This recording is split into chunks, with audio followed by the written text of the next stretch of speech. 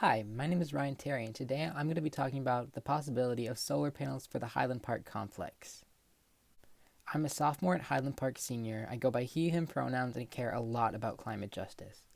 I was inspired to do this project because of my civil engineering and architecture class, which I took last year with Mr. Manning, who I would like to thank for incorporating sustainability teachings into our learning and supporting me with this project.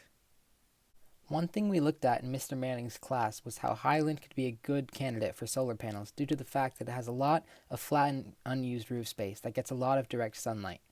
Google's Project Sunroof is a program that helps determine how much value a property could get out of solar applications. For both the middle school and the high school, an estimation of $8,000 was projected to be saved over the next 20 years.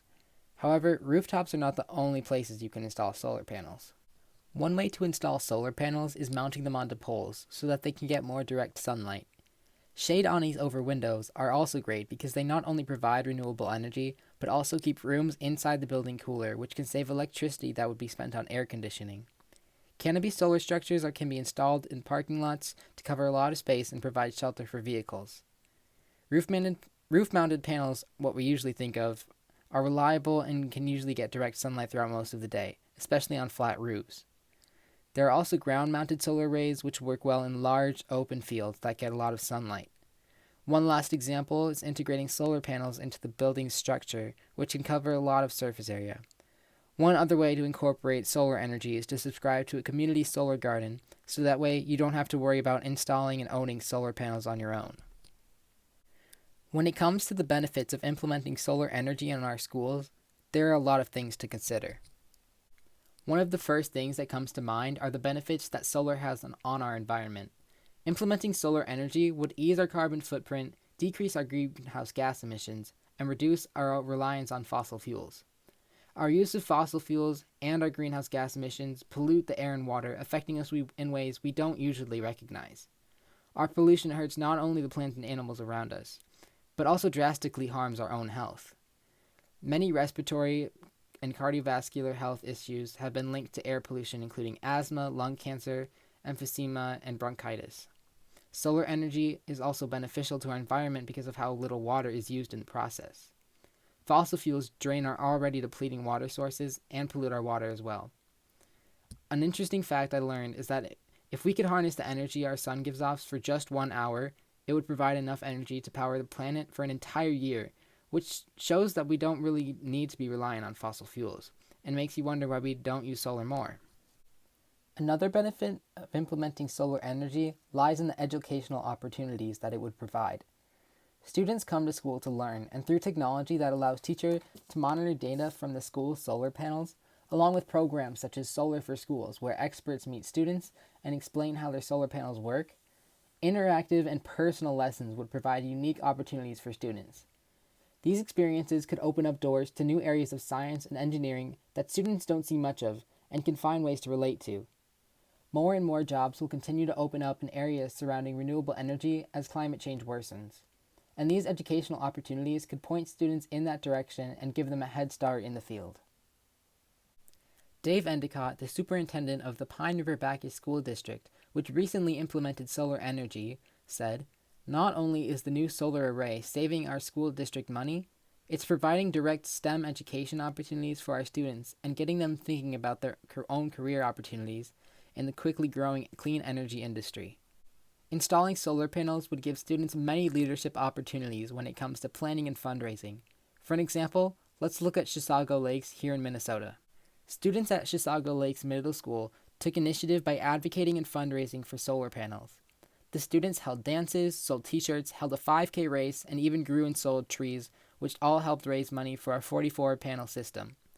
When the district realized how much money was being saved from just those few panels, they invested in more and now own or lease over 15,000 solar panels. This brings us to cost benefits. To put it plain and simple, installing solar panels would save money. Yes, solar energy is a big investment, but solar schools all around the country have been surprised by the fact that savings has become one of the most impactful benefits of implementing solar at their schools.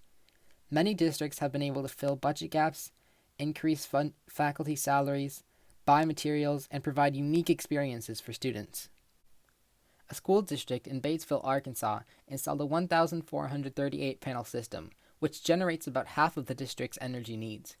They have reported saving nearly $100,000 annually and have been able to increase their staff salaries by thousands of dollars. Before the installation of solar panels, the district was facing a $250,000 budget deficit, and within 3 years, they've gone to a $1.8 million surplus.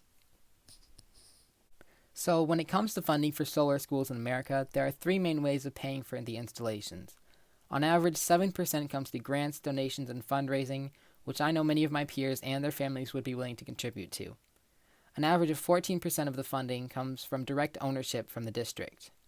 The other 79% tends to come from third-party ownership, which involves paying a separate organization to own your solar panels for less than you would usually have to. Now, Minnesota has no specific laws on the legality of third-party ownership, but there are many other similar ways of paying for solar because there are so many organizations that encourage the use of solar panels in schools. The Pine River Baptist School District in northern Minnesota also reported saving more money than expected. Here's a list of organizations that they partnered with to help fund the solar installations.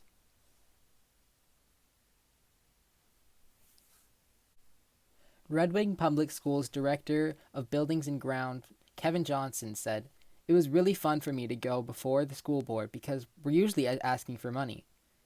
It's huge because the millions of dollars the school is generating goes not into my budget, but into the general budget where it can be used for books and stuff for kids." Installing solar panels would also benefit Highland's public relations. Implementing solar along with other sustainability efforts could have the school be recognized by organizations such as LEED and Energy Star. With or without certifications from those organizations, a school that shows they care about sustainability would attract more families and draw attention from the community.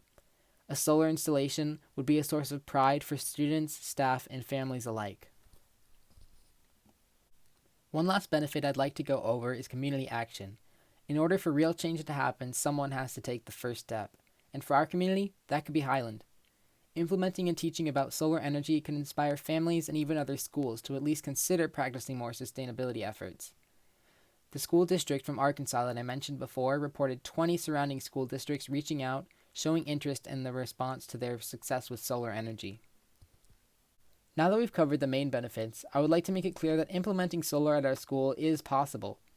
There are currently 2,231 public school districts that have implemented solar in one way or another, and that number is on the rise. Between 2014 and 2019, there was an 81% increase in the number of schools with solar panels, and a 139% increase in cumulative installed solar capacity at schools. There are over 5 million students already attending solar schools. These statistics would not be so great if there wasn't so much proof of success in solar schools. To get even more specific, Minnesota is a great place to use solar panels. We are listed as a top 15 solar state, which takes into account all kinds of solar energy usage. Out of the 50 states, Minnesota is 11th for installed solar capacity, 11th for number of schools with solar installs, and 12th for the number of students attending schools with solar. Looking at some school districts here in Minnesota, there has been proven success in solar energy. Chisago Lakes takes pride in their 5 total rooftop solar installations, along with their subscription to a community solar garden. Pine River Baptist have saved millions with their 1.14 million kilowatt hours solar array that provides energy for all of their schools. Red Wing has shown success with their investment in the community solar garden, which now provides enough energy to power 1,000 Minnesota homes. Quoting Pat Collins, a science teacher at Chisago Lakes Middle School, Chisago Lake schools are projected to save $3 to $6 million in energy costs over the next 25 years with these solar projects. That's a lot of car washes and bake sales. But really, the great part is that the students are learning about where their power comes from and how clean energy will be a part of their future. Next, I would like to bring up St. Thomas's new res hall, Tommy East. Tommy East was the 6th building in the country and 7th in the world to receive a LEED Platinum certification. I was lucky enough to meet with the St. Thomas Assistant Director of Sustainability, Amir Nadav, who is actually a Highland alum. Mr. Nadav gave me some very useful information for this project and told me a lot about Tommy East. He told me about what their goals were and how they achieved them. He said students were able to help and have been very appreciative of the design. He also said the university is saving a lot of money and has gotten a lot of attention due to its LEED score. A lot of new features such as solar, bike storage, garden space, electric car charging stations, and more have been beneficial to students and will help the environment. All the designs are part of St. Thomas's plan to be carbon neutral by 2030, which is really impressive and inspiring. I also talked with Mr. Nadov about some first steps that Highland could take to become more environmentally friendly. One of the ideas that we discussed was a behavioral campaign in which students would be rewarded somehow for practicing sustainability efforts. Practicing energy efficiency and reducing waste would be very beneficial because that would also teach students to be more environmentally conscious at home and for the rest of their lives. We also discussed motion-activated light features and water faucets, which would help conserve energy and water. To sum it all up, implementing solar energy at our school would be beneficial for students' education, cost efficiency, and our environment. At the end of the day, the climate crisis is a problem caused by past generations, and one that is going to have to be faced by us current students in the future. It only seems right that our school, the place that is supposed to help us succeed, contributes to the cause and prepares us to face the challenges ahead. Here I link my bibliography, which has citations for all of my sources. Thank you so much for listening. I hope that something I talked about sparked something in you, and have a wonderful day.